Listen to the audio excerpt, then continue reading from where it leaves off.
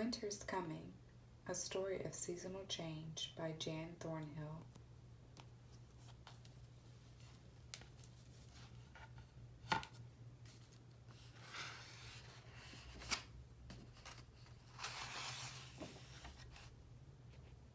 The leaves were just beginning to change color in Lily's forest home.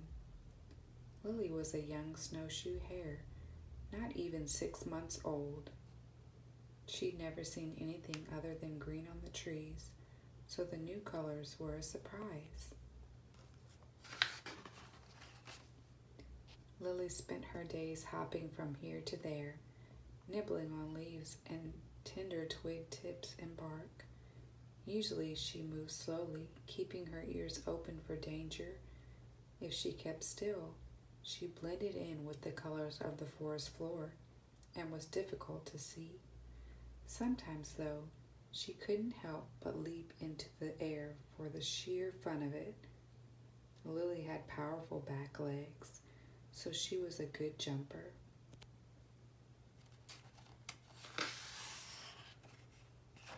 One day there was a crazy racket high in the treetops. Lily glimpsed a few flashes of shiny black feathers through the foliage. Then a wingtip, then a beak. With a great rustling of leaves and flapping of wings, 100 birds descended to the ground. Lily had never seen such a huge flock. "What's going on?" she asked. "Winter's coming," said a grackle, "so we're flying south." Lily looked around nervously. She knew about the danger of coyotes and foxes and owls, but had never heard of winter. If the birds were trying to escape from it, maybe she should too. She tried springing upward while flapping her arms as hard and as fast as she could, but plump, down she came again. "Silly," laughed a red-winged blackbird. "Snowshoe hares can't fly." "They don't go south either," said another. With that, the flock took off and disappeared beyond the trees. Lily was wondering if winter could fly like a blackbird when she spotted a red squirrel in a spruce tree. He was nimbly balancing a mushroom cap in the crook of a branch. "Why are you doing that?" asked Lily. "I'm drying the mushroom so I can store it with the others I've collected," said the squirrel. "I've got a big pile of spruce cones stashed away too." "Why do you need to hide so much food?" "Because winter's coming." If winter had such a big appetite that the squirrel had to hide his food from it, maybe Lily needed to worry about her own food. "Should I be hiding what I eat too?" she asked. "No need," said the squirrel. "Even when winter's here, hares can always find enough twigs and bark to keep their bellies full." "Whew," thought Lily. Whatever winter was, at least it wasn't interested in her food.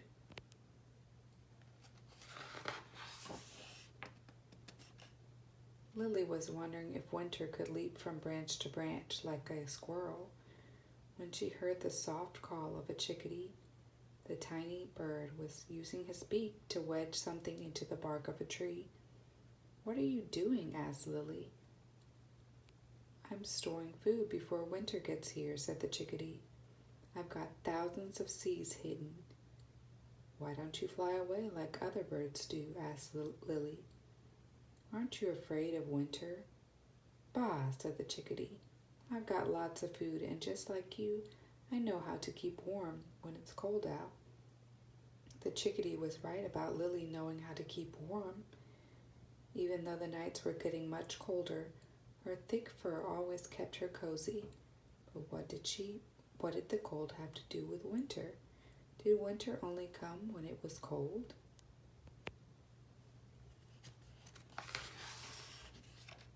Lily was wondering if winter would have a soft call like a chickadee or a harsh one like a grackle when a mosquito landed on her nose and poked her with its long proboscis. "Yow!" cried Lily. "What'd you do that for?" "Sorry, my dear," said the mosquito, "but I just need a wee drop of your blood so I can lay my eggs in the marsh. They'll be safe from winter in the water beneath the ice." "But what about you?" asked Lily. "What are you going to do when winter comes?" "Oh, me?" said the mosquito softly. "Well, winter will kill me, but when it warms up again," she added brightly, "the ice will thaw, and my eggs will hatch, so there will be lots of my babies to take my place." Lily's eyes widened with alarm. "Will winter kill me too?" she asked. "Don't be ridiculous," said the mosquito. "Winter doesn't kill snowshoe hares." "Thank goodness," said Lily, but she felt sorry for the mosquito. Lily was wondering if winter would have a sharp-tipped proboscis and long, dangly legs like a mosquito when she came upon a gray tree frog trying to slither under a rock. "Why are you trying to squeeze under there?" she asked. "Because winter's coming," croaked the frog. "So you're hiding?" asked Lily. "Well, I don't call it hiding. I call it hibernating." Whatever fancy word the frog chose, it looked like hiding to Lily, and if the frog thought it was a good idea, maybe Lily should hide too. She tried to dig under a bigger rock with her forepaws, but she soon stopped. She wasn't a good digger, and besides, the rock was unpleasantly cold. Brr, she shivered. Under a rock was not a good hiding place for a snowshoe hare.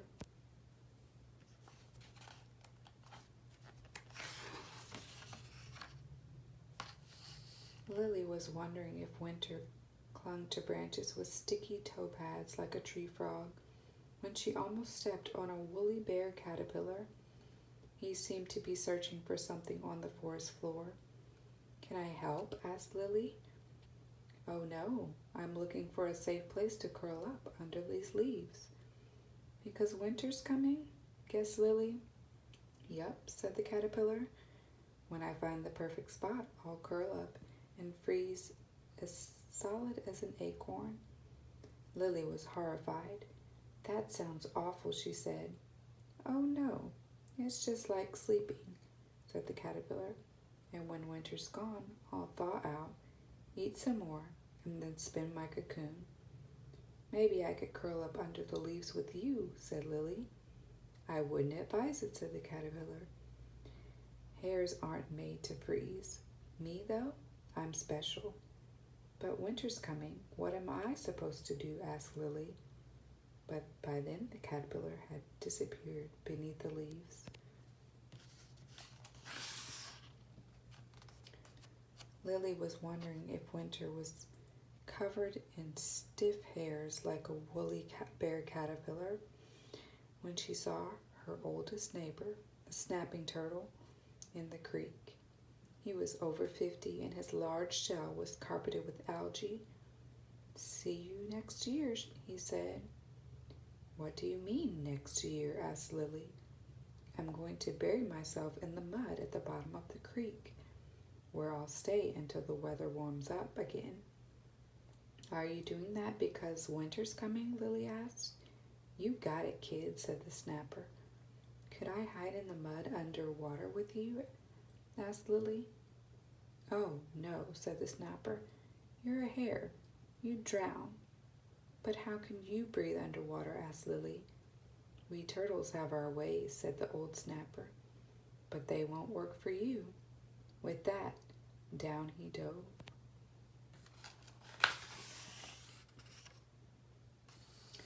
Winter was sounding more and more mysterious to Lily.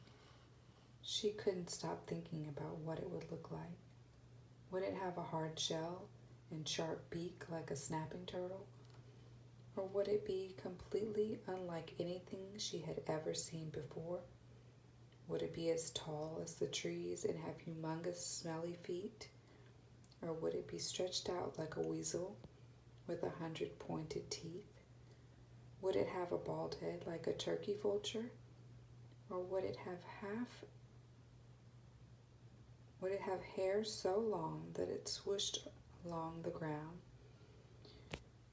Would it make a noise like thunder, or would it fly on silent wings like an owl? Lily had no idea, but she was convinced that winter would be big and powerful.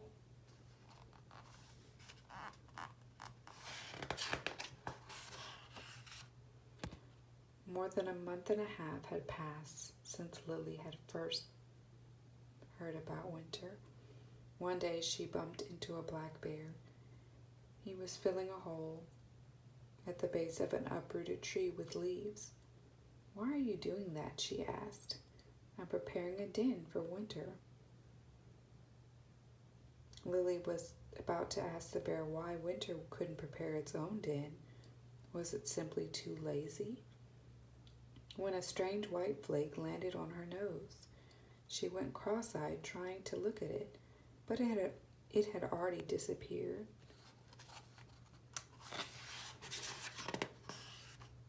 More white flakes fell from the sky. Some of them landed on the ground. A few caught in the bear's fur. "Look," said the bear, "winter's here." "What?" said Lily. "Where?" She spun around looking for winter, but all she could see was stillness of the leafless forest and more of those strange white flakes falling from the sky. She peered closely at the leaves at her feet. Maybe she was wrong about winter being big. Maybe winter was incredibly tiny.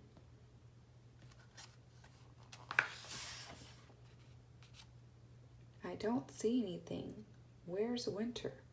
The bear looked at her quizzically. "What do you mean? Can't you see the snow? It always snows in the winter." "Winter is a time," Lily said quietly. "Mm-hmm," said the bear. "Winter is a season. It's when it gets cold outside."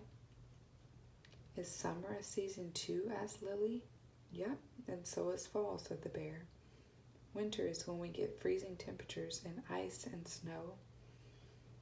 There won't be any insects or berries for me to eat, so I make a den where I can curl up and sleep until spring comes." "Shouldn't I do something to prepare for winter, too?" asked Lily. "You already have," said the bear. "Look what's happened to your coat."